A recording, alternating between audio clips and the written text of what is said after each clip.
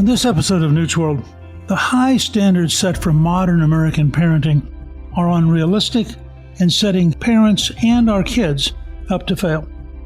Our culture tells parents there's one best way to raise kids: enroll them in a dozen activities, protect them from trauma, get them into the most expensive college you can. If you can't do that, don't bother. And we now see record rates of anxiety, depression, medication, deaths, loneliness, and more in America's children. In his new book, Family Unfriendly, How Our Culture Made Raising Kids Much Harder Than It Needs to Be, best-selling author Timothy Carney says it's time to end this failed experiment in over-parenting. I'm really pleased to welcome my guest, Timothy Carney. He is the father of 6 children, a senior fellow at the American Enterprise Institute, and a columnist at the Washington Examiner.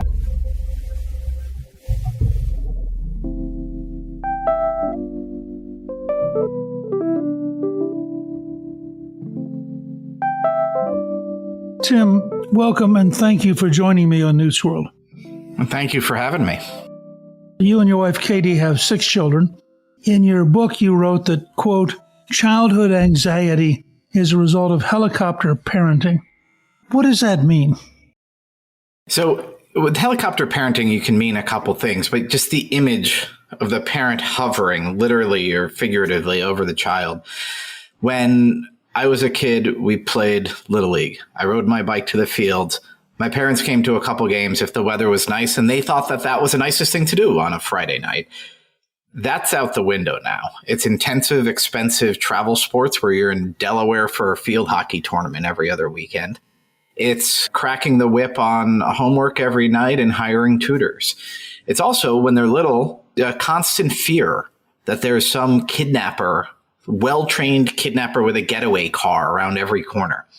And so it's a safetyism, it's an over-ambition, a parental anxiety that trickles down into a childhood anxiety, and it involves forgetting that childhood is supposed to involve freedom and fun.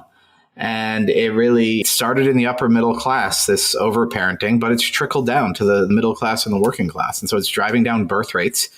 You know, Newt, we have record low birth rates now, less than 1.7 babies per woman. And also this epidemic of childhood anxiety. There are economists who like this. Belle Sawhill, who's a friend of mine at the Brookings Institution, she praised quality over quantity parenting. But my argument is that it's actually low quality parenting to make childhood into this sort of constant audition for getting into Princeton. That high pressure is not good for anyone. So how do you think this evolved? It's got a lot of roots. One of them really has to do with the secularization of our country, frankly. So in this book, I talked all sorts of faiths. I went out to Mormon Utah and Idaho. I went to Jewish neighborhoods in Maryland, and I went to Tel Aviv and Jerusalem. I write it from a Catholic perspective. All of these parenting pathologies show up in all of these communities, but a lot less. Because I think if you view humans as sort of naturally good, then you're not as worried about their outcomes. But in a more secular, more materialistic world, I think we say, okay, well, I'm going to plan a family, super planned, postpone it, agonize, get married in your 30s, have your kid in your late 30s, know that it's just the right moment. Once you've done that, it becomes so much more pressure to get it exactly right. Rather than, you grow up, you have kids, and you try to teach them well. So that's part of it, but also just the idea that the human's value is in their worldly accomplishments. I think that leads to this added pressure. So I really do think our culture's values have driven this. And you make the point that this is also a real problem because we have this false sense of how dangerous the world is. Oh, yeah. I mean, people really do think that kidnappings happen around every corner every day. And so kids aren't set free to wander the neighborhood. There are neighborhoods that are unsafe. And we had a crime wave in 2020. In most of the country, it's gone down, but in a lot of places, it hasn't. My wife and I, we moved out of Montgomery County, Maryland into Fairfax County, Virginia, in part because the government there wasn't taking the crime wave seriously. But in any event, America's much safer today than it was when I was a kid in the 80s and 90s. Just by any measure, crime is way down from that. And you make a point which I think is startling, that while there are these very high value and greatly paid attention to events with young kids, the fact is there's something like 100 abductions a year in which a stranger grabs a child. Out of a population of 330 million. So that is, it seems to happen every day. That's a staggering number. I'm like everybody else. When one of these things does occur, they can be 2 weeks of news, and it makes you feel like it's around the corner and everyone's at risk. And based on your data, in fact, it's so unlikely that to warp your life around it is almost a psychological problem. Yeah, your child is as likely to be killed by a lightning strike as is to be abducted. And when something is that rare, you can't really protect so well against it. I mean, at least with a lightning storm, you can see the clouds coming, I guess. But it's incredibly rare. It's less than a 1 in a million occurrence. And so you shape your life around that. Now, there are real risks to children, drowning, car accidents. These are the things that the actual accidental, horrible things that happen to children. And I'm hyper aware and on guard around a swimming pool or at the beach with the kids. But the fact is that we were much more likely to get on the Beltway and drive with our kids, which is much more dangerous than to let them walk to the park that's 3 blocks away. And so what that does then is it sets a cultural norm, and the parents who want to let their kids go to the park, some of them feel like they're being judged. And I tell the story from Montgomery County of parents who did let their kids go to the park, and the police busted the parents for it, took the kids away for a little bit because they thought it was unsafe. And the parents said, show me one point where they were in danger. The only danger was the Child Protective Services taking the kids away for a few hours. So those threats that parents worry about are based on how a national media, even before social media, just there being a national media, if it happens, once a week somewhere in America and you hear about it every week, it sounds like it's happening around you all the time. But it's, again, a 1 in a million. So in a sense, you have a kind of fearful parenting. My child won't get into the right college. My child will be in danger physically. My child won't have the right skills. I need to keep them so busy that they can't do drugs. It's almost like the paranoid parent, if you will. Yeah, I call it a mantle of fear that we feel we're supposed to wear. And again, I talk to parents who feel that they should be afraid, that when they let go and let their kids wander the neighborhood, they feel guilty about it. And so that it really is a cultural issue. And I try not to make it be an individual thing, but it takes effort to overcome it. It takes community saying, we are going to let our kids wander. I know dads who have done that, who gathered the other dads in the neighborhood and said, okay, can we all agree our kids can run around the neighborhood? And if somebody else's kids run into your house, kids are allowed to come into my house, I might kick them out, but, we're going to let the kids run the neighborhood. And that takes an actual effort these days when the norm is the paranoid parenting you're talking about. I think back to my own childhood, there was a very relaxed attitude about my wandering off. I lived in a small town till I was 11, so that may have been part of it. But there really was this sense you could just go out and wander around. And as long as you got home for dinner, they didn't care. And so this stuff that we didn't really think about, that was kind of the wisdom of our parents. Social science and psychology are actually showing the value of it. In the American Journal of Pediatrics recently, they said there is an epidemic of childhood anxiety, and a primary cause of it is the lack of independent play by children unsupervised by adults. One writer, who was this sort of upper middle class liberal writer, realized her husband said to her when she was working on a book about parenting, says, our oldest is 10 years old. How much time do you think she spent unsupervised? And the mom said, in her 10 years, probably less than an hour. In 10 years. And that's what they realized, that they had, because that's what they had absorbed from other parents. And so they had to deliberately, intentionally unschedule their kids. My wife and I were similar, where we put our daughter in a ballet program that was close by because people said, oh, it's the best. The Maryland Youth Ballet, they produce prima ballerinas. We thought, oh, of course we want to give our kid the best. And then we realized she was doing 3 hours a week at age 11 of the best ballet and that this was horrible for everybody. And when we pulled her, we were all so much happier. So we had sort of backed in thoughtlessly to this hyper-intensive parenting.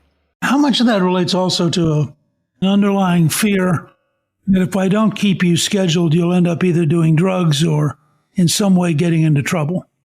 Well, I will say that the valid thing that parents fear is too much time on social media, the internet, and smartphones. So this is a new thing. And Jonathan Haidt just came out with a book on this too, called The Anxious Generation. But in Family Unfriendly, I talk about that's one reason that some parents overschedule their kids is they say, oh, well, the only other alternative is that they're going to be on Instagram or TikTok for many hours. And I do think that that's harmful for kids. I read somewhere that particularly for teenage females, that social media is a major source of bullying and a major source of anxiety. Anxiety. So social comparison was a term I learned while working on my book, that you look at it, you see the party that you missed. You look at this filtered and perfectly posed picture and you're envious of the other girls. For boys, the danger is porn. It's like an unending supply of it. And when I talk to young women now, they say, you're writing a book about how people aren't getting married and having kids. Well, half the men my age are addicted to porn. And so these are real dangers. And the answer to both overscheduling and to the online dangers, a lot of it is let your kids be bored. Let them roam, let them play pickup basketball. And obviously, it's not possible to protect your kids from every harm. One of the middle chapters in the book, though, is about the tech and about how the dating apps delay marriage and they don't actually accelerate it, but how social media sort of rewires our mind and it uproots us from community. So kids who are on social media all day, what they're doing, if you think about it, you were wandering your small town. You were in some ways becoming more rooted in where you were from. In social media, you're becoming uprooted from your family, from your community, from your faith. And that ends up being really bad for kids. And so this is another problem, is that we have weaker communities and weaker extended families. That's bad. That, again, contributes to childhood anxiety, and it contributes to lower birth rates, I think.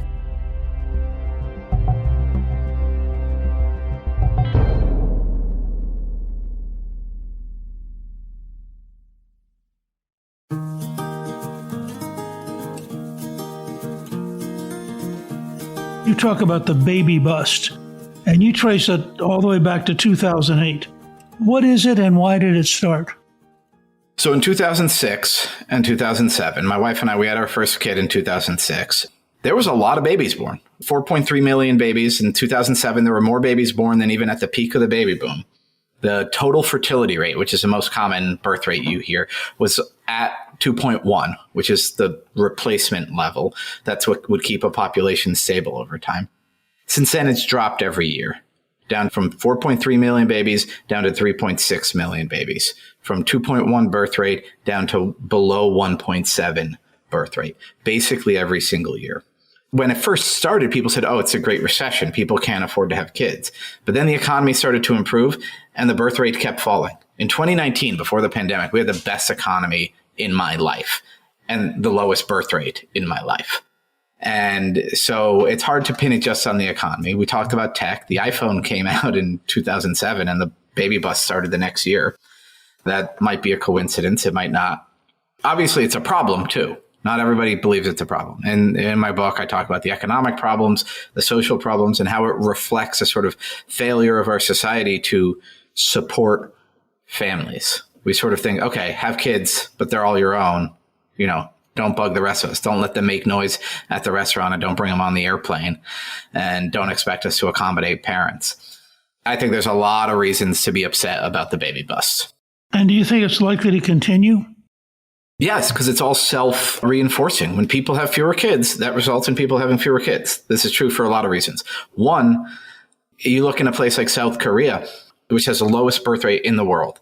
A lot of recent articles in major newspapers here talked about how there's an increasing push to ban children from more places in South Korea. Once you're not used to kids, then the world gets less built for kids and less built for families. Just think about neighborhoods that have a lot of kids. Once there's a lot of kids, they're like, okay, let's put up a new playground. Let's make sure the sidewalks are a little wider. There's family restaurants and that sort of thing. Those don't happen in places where there are fewer kids. And then you think about Capitol Hill. You remember the Capitol Hill staff. These are mostly young, childless people these days. They're the people making our policies. Some of them never see a kid all day long. And so they're shaping our world without children in mind. So I do think that the baby bust causes more baby busts. And so right now we've fallen from 2.1 to 1.65 in about 15 years. I expect that to keep going down. Unless, of course, everybody reads my book and we get a baby boom starting in 9 months. You cite what I think is one of the most fascinating examples of this change, and that's South Korea. I mean, despite all the talk about China's one-child policy, it's actually South Korea, which, as a free country, suddenly shifted gears and became the lowest birth rate in the world. How do you analyze that? It's tricky, but I've been reading everything I can on this and comparing it to other cultures. They have always had a very workist, careerist policy for the men there. And it was just sort of established that work and career are the highest callings. I don't think there was a lot of respect given to mothers who were largely expected to stay at home. I argue in one of the chapters of my book that we need more stay-at-home moms, but they need to be celebrated and vaunted and recognized and accommodated. And so in a culture that set its ideals as about career success, well, once there was more equality, the women wanted that career success. And then once a lot of the men were competing against a lot of the women, it became harder and a lot of men dropped out of the labor force. So now what you have is women who want more career success, men who don't necessarily want to bother the hustle in the workforce. So they are not attractive as husbands, obviously, especially to women who can make their own money. And so a lot of those cultural shifts happened. Again, it's also rapidly secularized. It's a very secular country. And so we can talk about values, but I think a lot of it has to do with mood. It's an increasingly sad place where if you're just focused on your career, if you are a man who doesn't think you have high career prospects, if you're a woman who thinks, well, I'd like to marry, but there's not that many men out there, and now you're shrinking because of the baby bust there, and that exacerbates the sense of sadness. It seems like a dying culture that's just about putting your nose to the grindstone. The last chapter of my book is called Civilizational Sadness, because I think that's what ties South Korea, Northern Europe, Southern Europe, United States all together. It's in different ways. We do not see sort of the human race as a good thing. It's not just a Western civilization plus Japan and Korea. I mean, you make the point, Mexico has collapsed in birth rates. Brazil, Malaysia, Vietnam are now below replacement fertility rates. And even Nigeria is rapidly declining in number of children. There's something going on worldwide in the civilization that is sending a signal that having children is less important, and maybe for women having a career is more important. I don't know what it is, but it is apparently a worldwide phenomenon. Yep. I think that, again, the idea is the modern idea of the individual disconnected from the community and from past generations and future generations. It's a very modern, overly individualistic mindset. And the places that have the most babies are places not just that are, well, yes, that are religious, but also that have robust religious communities. And I think a robust sort of less religious community could play some of this role. But the more that we are just sort of floating about as individuals, or if you get married as just a couple and you're alone, the less you're going to think about the past and the future, the less support you're going to think that you have. And I think that again, is sort of part of modernity. Some of it is technology. Some of it is just, again, the sort of Tocqueville talks about this in Democracy in America, like the spirit of equality and democracy. Two great things. If they become all consuming, well, then it does disconnect us from one another. A wise woman once said, it takes a village to raise a child. Now, Hillary might have meant the Department of Health and Human Services, but historically, it was the extended family, the neighborhood, the church, the school. Well, and you make a point which I frankly not thought about, that it's not a function of cost, because a lot of people think, gee, if we could change the income equation. But in fact, wealthier people are less likely to have children than poorer people. And it's not really more expensive to raise kids. I cite lots of economists saying actually the cost of raising kids hasn't really gone up unless you insist on doing all the travel sports and the private tutoring. The exception to that, though, is housing. Housing costs in the last 3 years have gone up, and more expensive housing does deter family formation. That doesn't explain the baby bust because that's been going on for 15 years. That's where I would focus policy, because we have the discussion about the child tax credits. The Biden administration wants to subsidize childcare. What I would focus on at the governmental level, are there obstacles to building more housing, more family-friendly housing? Are there federal policies, regulations that make it totally unprofitable to build a starter home? Where our part of Northern Virginia, Newt, McLean, Virginia, every house that's less than 4,000 square feet gets torn down and replaced by this massive mansion where people have 2 kids, and I don't know what they do with all their 6,000 square feet. But those smaller houses, that was what a family could afford and buy. And you ask a builder now, they say it would make no sense. And not just in McLean where the land's really expensive, but almost anywhere. It would make no sense for me to build a house that somebody could buy for $250,000 because just the permits are going to cost me $200,000. So housing is the one place where I really say policy ought to say, what can we do to make it more affordable for families? But outside of housing, you're right. Doesn't that almost become a big fight over localism? A lot of these regulations and a lot of these fees are deliberate. Yes, there are people who want to keep down the housing stock. And then an unhelpful kind of YIMBY response is that we should build massive apartment buildings in every neighborhood. I think the next thing I want to study at AEI with housing people, with family folks, is what is the actual pro-family housing policy? Because it's not big apartment buildings. Those are not family friendly, but it's certainly not no new development because high housing prices. One of the most valuable things you can do as a parent is live close to your own parents. Now, I say the optimal distance is just far enough that they can't hear you screaming at your own kids. A block away from grandma is one of the best things to do. And this is one of the things that makes Israel unique. Most parents live within 20 minutes of their own parents. And that's really hard in sort of the large metropolitan areas in the United States because of the cost of housing. And so anything that can increase density, but in a family-friendly way, that's a really complicated thing, but it's not being studied right now because America's just started to pay attention to the baby bust. Europe has been paying attention to it for 15 years, but here, my agent was surprised to learn that birth rates were low and falling 3 years ago. It's just really hitting our radar screen.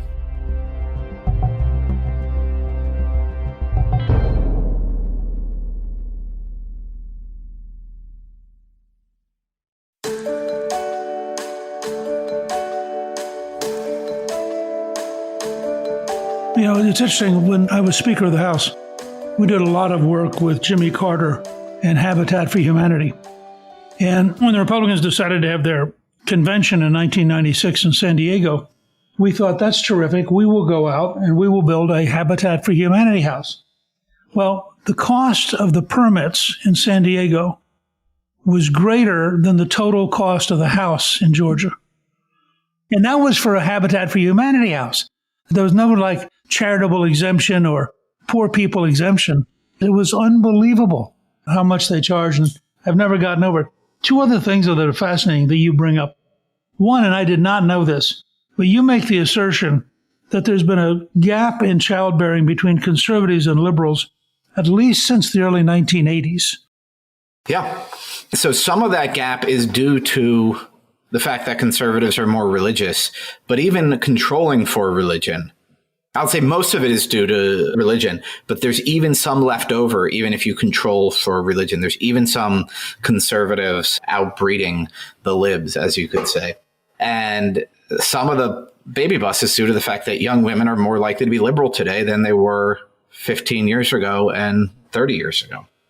Why would that be? One, I think that conservative people are just more likely to be rooted in a place, to live near grandma, to be raising their kids in a small town. Liberal Americans are often more likely to be trying to get above their backwards upbringing or whatever they think. Also, a lot of liberalism in the last 30 years has been sort of dark and brooding about the future, whether it's climate change or the racial settler colonial guilt of an American. But I don't want you to think that this means that the future everybody's going to be conservative because we have the public schools out there whose job it is to turn conservative kids into liberals.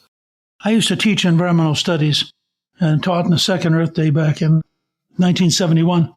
And in that period, the catastrophism which still exists, for example, in climate, was in part focused on population. And you had Paul Ehrlich, who has been amazingly wrong about every single thing he's written, but remains a tenured professor at Stanford with great prestige on the left. And he wrote a book called The Population Bomb, in which he said, basically, that by the year 2000, Britain would be starving to death. It's the last great stand of Malthusian economics. And yet, everything they said about the population boom, it's very hard for them to switch gears and realize we're now worldwide seeing a declining rate of population, not a rising rate. And I assume that the next generation, Paul Ehrlich, will write a best-selling book called The Population Bust and How It Threatens Us, or something. But are you surprised at how totally Ehrlich was wrong? Yes. What's the first line of the book? The race to feed humanity is over and we've lost. Humans are better nourished now by a million miles than they were when Ehrlich wrote that book. And the population is much larger. So to me, that's the most telling detail. In fact, we've reached about 20 years ago peak agricultural land. The human species uses up less land every year because, again, farming efficiency, grazing efficiency, that sort of thing. So we're taking up less of the planet, and the world population will, in the lifespan of my children, start to shrink unless something changes. What was interesting and telling about Ehrlich, and so I use his quotes in the last two chapters of my book, because he said, tell a woman she can have as many kids as she wants is like telling someone that they can throw as much trash in their neighbor's yard as they want. And that to me was so telling, that idea that children are an externality, a negative externality, and that children are kind of like trash. That was reflective. And he tells the moment that he came to fear overpopulation was in a cab ride through Delhi in India. And just the filth he saw, all the people. He said the people talking, people visiting, people eating, people. He actually says people as like his image of hell. And I just thought that is so telling. There's that saying, hell is other people. And I think that's what Paul Ehrlich believes. And that's why, again, I come back to this civilizational sadness. I think that it's trickled into the spirit of our age, especially among a lot of our elites, that people are the problem. That what we need is sort of a more sterile, clean life. And that misanthropy of Ehrlich, I think, even though he was wrong on everything, I think that has sunk into the spirit of the day. There is a certain sense on the left that Gaia, Mother Earth, is offended by all of these human beings. And instead of seeing us as part of nature, they see us as a parasite risking the destruction of nature. It's a very interesting phenomenon. I think your work is fascinating. I wish you well at looking at housing policy next. And we want you to come back and educate us when you're ready to on that topic. I'm really delighted that you wrote Family Unfriendly, How Our Culture Made Raising Kids Much Harder Than It Needs to Be. It's available on Amazon and bookstores everywhere. And I think folks ought to read it and understand that we really have gone down a cultural road that is ultimately destructive, and we need to rethink where we are and how we're dealing with it. And Tim, I want to thank you for joining me. This has been a very, very interesting conversation. Thank you. My pleasure.